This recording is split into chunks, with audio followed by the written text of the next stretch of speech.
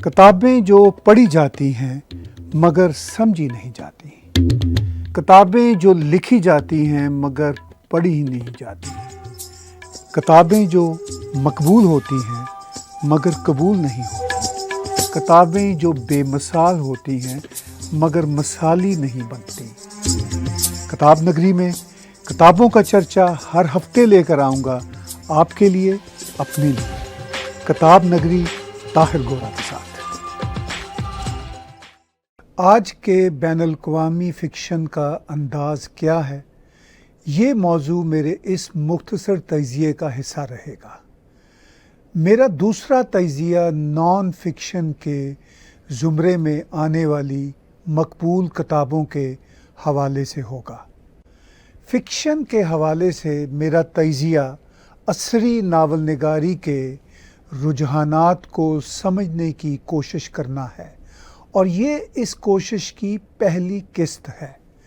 سلمان رشدی نے اپنی حالیہ کتاب لینگویجز آف ٹروتھ کے ایک باب میں چند اہم نئے لکھنے والوں اور ان کے ناولوں کا تذکرہ کیا، جن میں چیمامانڈے نگوزی ادیچی کے ناول امریکانا اور جوناٹ دیاز کے novel the brief wondrous life of Oscar Wao کا چرچا سر فہرست ہے۔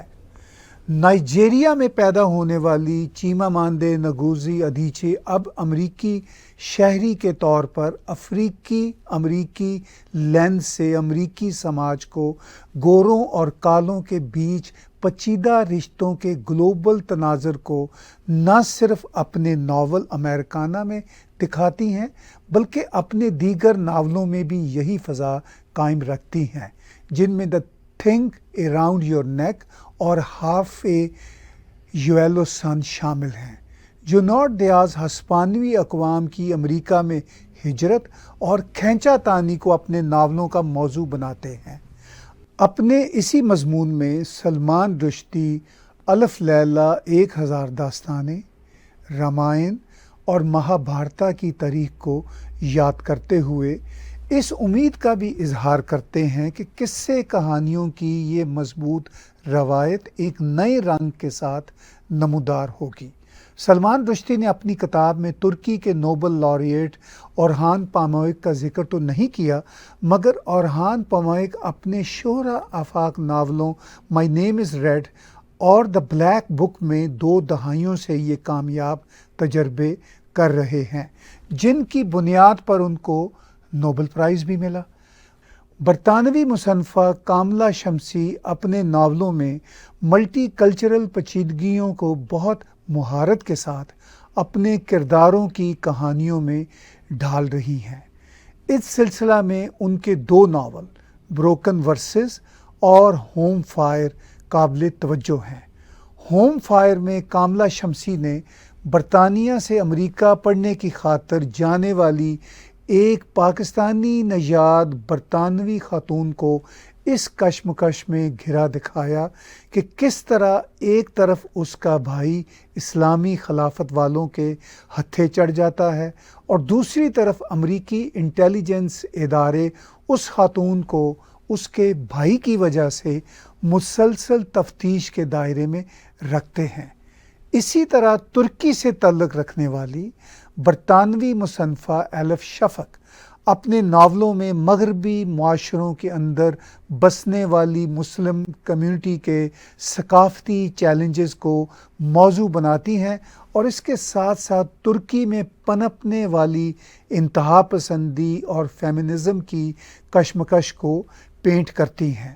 اس ضمن میں ان کے novel the 40 rules of love and the daughters of Eve اہمیت کے حامل ہیں۔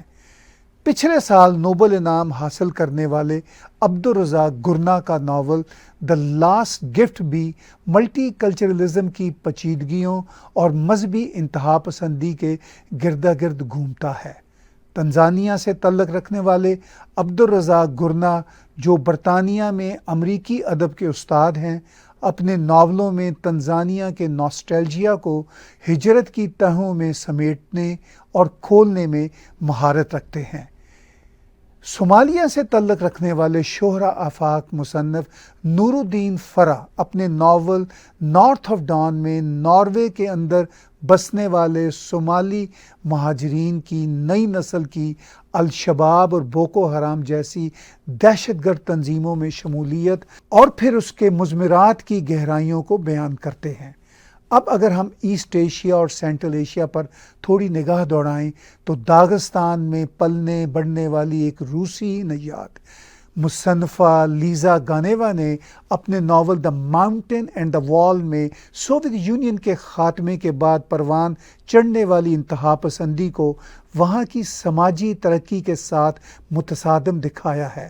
البتہ ایسٹ ایشیا کے دو اہم ملکوں چین اور جاپان کے مصنفین اپنے ناولوں میں مختلف طرح کے موضوعات کو زیر بحث لیے ہوئے ہیں۔ جاپان کے ایک بہت ہی معروف مصنف ہاروکی موراکامی، جن کے ناولز ملینز کی تعداد میں فروخت ہو چکے ہیں، وہ اپنے ایک شہرہ آفاق ناول IQ84 میں عصری جاپانی سماج کے اندر کلٹ فالوئنگ کے مسئلہ کو پیش کرتے ہیں، اور وہ اپنے ایک ناول نارویجین ووڈ میں جاپان جیسے بیک وقت ماڈرن اور قدامت پرست معاشرے میں گلوبل سماج یا ملٹی کلچرلزم کو قبول کرنے کے حوالے سے چیلنجز کو اپنے کرداروں کے ذریعے پیش کرتے ہیں۔ اسی طرح ہیرومی کاواکامی اور 2 درجن سے زائد معروف جاپانی مصنفین اس وقت انتہائی اعلیٰ پائے کا ادب لکھ رہے ہیں، اور ان کے موضوعات گلوبل ہونے کے ساتھ ساتھ جاپانی ثقافت اور سماج کے ساتھ جڑے ہوئے ہیں۔ اگر چین کے ادبی منظرنامے پر سرسری نگاہ دوڑائی جائے تو درجنوں چینی مصنفین بھی بین الاقوامی افق پر چھائے ہوئے ہیں۔ وہ چینی مصنفین جو جلا وطنی کی زندگی گزار رہے ہیں، ان کا کام بہت قابل ذکر ہے۔ برطانیہ میں جلا وطنی کی زندگی بسر کرنے والے ما جیان کے ناول چائنا ڈریم اور ریڈ ڈسٹ کمیونسٹ پارٹی کی آمرانہ روش، اندرونی کرپشن اور بین الاقوامی جارحانہ پالیسیوں کو تو ایکسپوز کرتے ہی ہیں، اس کے ساتھ ساتھ آئرن کرٹن کے پیچھے چینی سماج کی پرتوں کو بھی کھولتے ہیں۔ آج کی قسط میں اتنا ہی کافی ہے۔ اگلی قسط میں آپ کے سامنے جدید روس اور آج کے مشرقی یورپ کے کچھ ناول نگاروں کا تذکرہ لائیں گے۔ آج کا کتاب نگری طاہر گورا کے ساتھ دیکھنے اور سننے کا شکریہ۔ کتابیں جو پڑھی جاتی ہیں مگر سمجھی نہیں جاتی، کتابیں جو لکھی جاتی ہیں مگر پڑھی ہی نہیں جاتی، کتابیں جو مقبول ہوتی ہیں مگر قبول نہیں ہوتی، کتابیں جو بے مثال ہوتی ہیں مگر مثالی نہیں بنتی۔ کتاب نگری میں کتابوں کا چرچا ہر ہفتے لے کر آؤں گا، آپ کے لیے، اپنے لیے۔ کتاب نگری طاہر گورا کے ساتھ۔